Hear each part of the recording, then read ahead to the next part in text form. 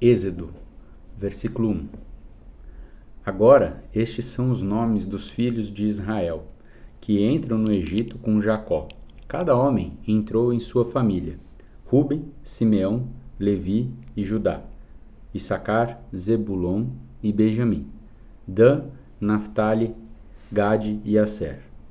Todas as almas, pois que saíram dos lombos de Jacó, foram 70 almas. Porém José já estava no Egito.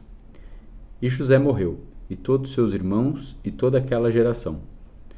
E os filhos de Israel frutificaram e aumentaram muito, e multiplicaram-se, e tornaram-se grandemente fortes, e a terra se encheu deles. Esses versículos resumem em Gênesis 37:50, os quais descrevem em detalhe como a família de Jacó chegou ao Egito, o acolhimento que eles receberam, a morte de Jacó e a de José. A lista dos filhos não segue a ordem cronológica. Ela começa com os 6 filhos de Lia, e então Benjamim, o filho mais moço de Raquel. José, o filho mais velho de Raquel, tinha vindo primeiro ao Egito, antes de Jacó e os demais. Os nomes continuam com os 2 filhos da serva de Raquel, e finalmente os 2 filhos da serva de Lia.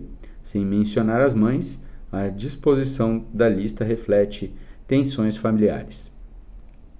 Outras 2 passagens da Escritura também afirmam que o número dos que foram para o Egito era de 70, a Septuaginta, mas não em 2 manuscritos. Em Qumran de Êxodo mencionam 75. A Septuaginta de Gênesis 46:20 lista 5 filhos e netos de Efraim e Manassés. Estes não são mencionados no texto hebraico, e por essa razão explicam os totais diferentes. Os versículos 7, 12 e 20 usam vários termos para falar a respeito da multiplicação dos israelitas. Estes termos também aparecem repetidamente nos mandamentos de Deus, na criação e no dilúvio, em promessas que ele fez para os patriarcas. Qualquer rei egípcio que, por temer os israelitas, se opusessem ao crescimento da sua população, estava se opondo ao propósito do Senhor. Versículo 8. Depois levantou-se um novo rei sobre o Egito, que não conhecera José. Esse versículo quer dizer que uma explicação plausível das relações dos egípcios com os israelitas afirma que José veio para o Egito quando a nativa 7ª dinastia egípcia governava no período do Império Médio. Anos mais tarde, os estrangeiros semitas, conhecidos como Hicsos, assumiram o controle da grande parte do Egito até o tempo de Camés, que reafirmou o governo egípcio. O novo rei não é mencionado em Êxodo, nem o é qualquer outro rei egípcio, mas talvez ele fosse um governante Hicso, sem relação com os direitos concedidos aos israelitas por um regime anterior. Uma outra suposição é de que o novo rei era Arramés, que sucedeu seu irmão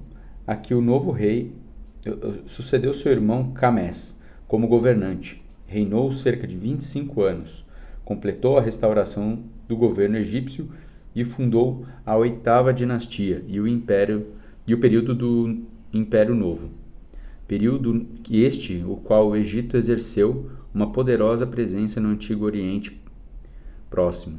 Qualquer rei da 8ª dinastia poderia ter desconfiado dos israelitas, no caso, o de associar a estrangeiros com expulsos Hicsos. Versículo 9. E ele disse a seu povo: Eis que o povo dos filhos de Israel é maior e mais poderoso do que nós. Esse versículo quer dizer que essa é a primeira vez que o povo dos filhos de Israel é chamado de povo. Eles vieram do Egito como uma família estendida, mas agora o faraó comparava o número deles como o de seu próprio povo. Este exagero indica a ânsia do faraó de convencer seus cortesãos de que eles deveriam tomar uma ação decisiva. Versículo 10. Vinde, atuemos sabiamente com eles, para que não se não se multipliquem e aconteça que, vindo uma guerra, eles se juntem com os nossos inimigos e lutem contra nós, e assim se retirem da terra.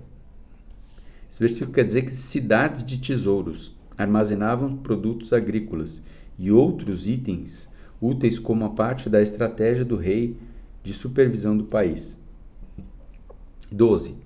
Mas quanto mais o afligia, mais eles se multiplicavam e cresciam, e por isso se afligiram por causa dos filhos de Israel. Esse versículo quer dizer que os moabitas tiveram em um comum com os egípcios esse temor dos israelitas quando viram que eles eram tão numerosos. O esquema de Faraó resultou em mais israelitas e mais temor entre os egípcios, e não menos de ambos como tinham pretendido.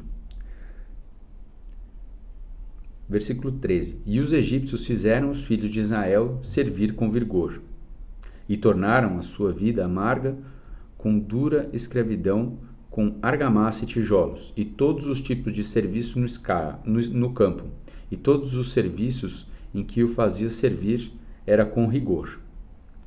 Esses versículos querem dizer que 5 formas da mesma palavra hebraica são traduzidas aqui como formas de trabalho ou tarefa. Uma palavra diferente para servir encontra-se no versículo 11. A repetição faz lembrar que os egípcios estavam fazendo e também prepara para fazer uma comparação, visto que a mesma palavra pode se referir ao servir de adoração. O Senhor daria aos israelitas um novo trabalho, de um tipo diferente. Em outros lugares, a forma da palavra traduzida por amarga descreve situações de severa privação e perda. Versículo 15. E o rei do Egito falou às parteiras hebreias, das quais o nome de uma era Sifrá e o nome da outra Puá. Neste livro, que demonstra profundo interesse em identidades, é irônico que o nome do rei seja omitido. Entretanto, as parteiras que honraram a Deus são mencionadas por nome. O versículo 15 começa com a introdução para a fala do rei, mas então é como se o rei não pudesse falar até que as parteiras fossem identificadas. A demora é mais evidente no hebraico, de uma vez que o versículo 16 começa novamente com a mesma declaração. E ele disse, e reinicia o versículo 15. 16. E ele disse, quando fizerdes o trabalho de parteira, as mulheres hebreias, e virdes sobre o assento, se for filho, havereis de matá-lo, mas se for filha, ela deverá viver. Esse versículo quer dizer, virdes sobre os assentos, é literalmente, olhe para as pedras, um termo que se refere aqui aos genitais. As ordens são claras. As parteiras devem matar os filhos israelitas e deixar as filhas viverem.